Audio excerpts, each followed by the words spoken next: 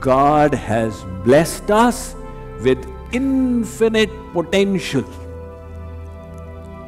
If we are not manifesting and utilizing that potential in a constructive and meaningful way to make a difference in ours and others' lives, we are stealing from God. But we don't need to remain like this. If we can understand the wisdom, implement it in our lives, we will find that we will slowly grow to our infinite potential. Then, when we look at our face in the mirror, we will be looking into the eyes of an ex-thief. Today, I will start with the story of 3 thieves. The first thief was a person called Emmanuel Ninger. He is mentioned in Wikipedia as Jim the Pen Man. This was the year 1892. A respectable gentleman in his 70s, along with his wife, walked into a small store in New Jersey. After purchasing fruits and vegetables, when he was checking out and gave a $20 bill to the lady clerk, when she touched it, the paint came off the note. She was astonished.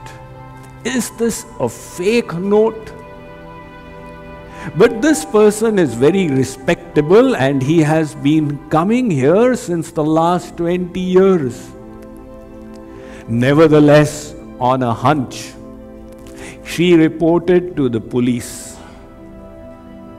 The police had been aware of somebody who, with great expertise and skill, had been painting notes. They didn't know who it was because when the note would go into circulation, nobody would realize it. It was that accurate. So they had given him the name Jim the Pen Man. They obtained a search warrant and entered his home. There they discovered 3 notes were work in progress. He used to get bond paper from the US Treasury, purchase it, dip it in coffee to make it transparent, place it on top of an actual note over a glass piece with light below. He would then trace it and fill colors in it with a camel hair brush. He was so expert that people would not know.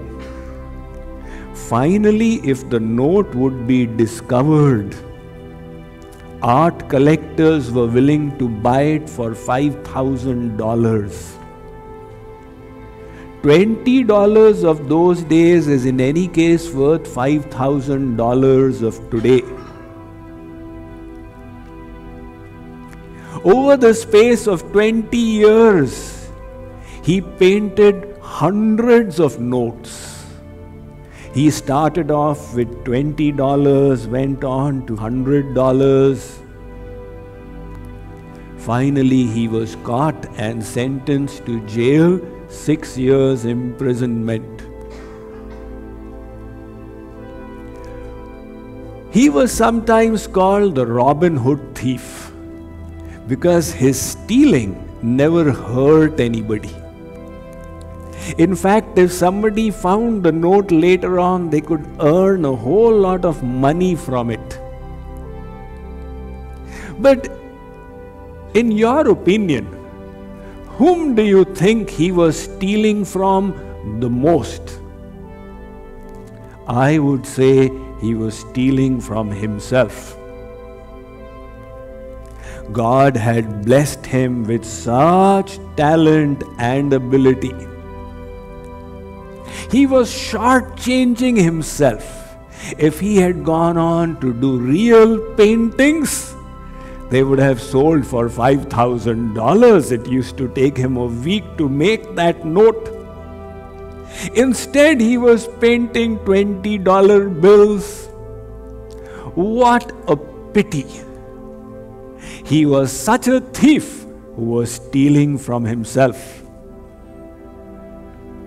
The second story is of another thief who operated during the roaring 20s in the New York tri-state region. He was called the gentleman thief. He used to steal from the highest strata of society. To have a theft in your house by this person, his name was Arthur Barry, was considered a status symbol. You know, yesterday, Arthur Barry stole from my house. So it's a mixture of good and bad feelings. His modus operandi was like this. He would gate crash into a party. And then he would pay a visit upstairs to find out the map above and leave a window open. Later, the other side of midnight, he would pay a visit.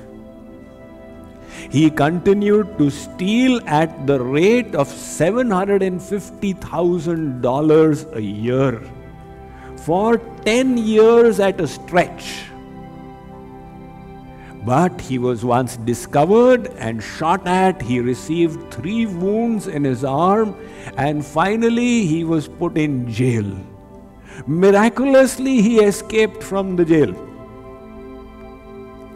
And he went to live incognito somewhere, but a lady discovered him that Arthur Barry is here. And he was then sent back to jail, where he spent 18 years.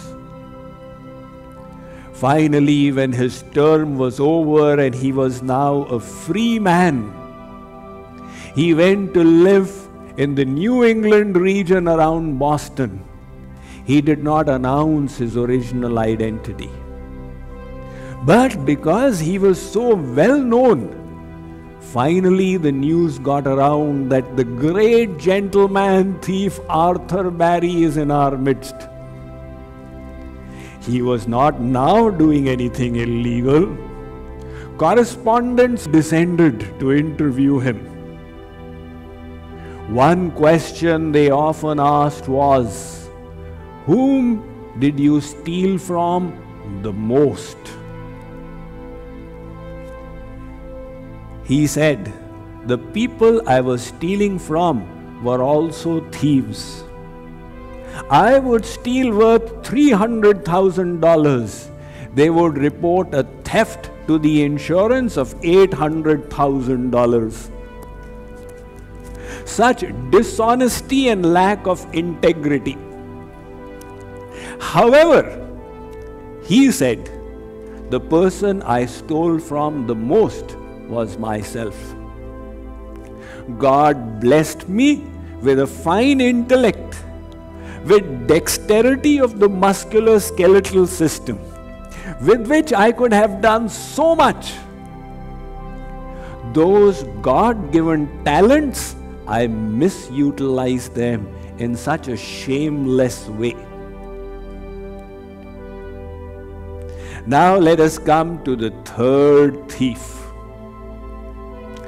This third thief is none other than yourself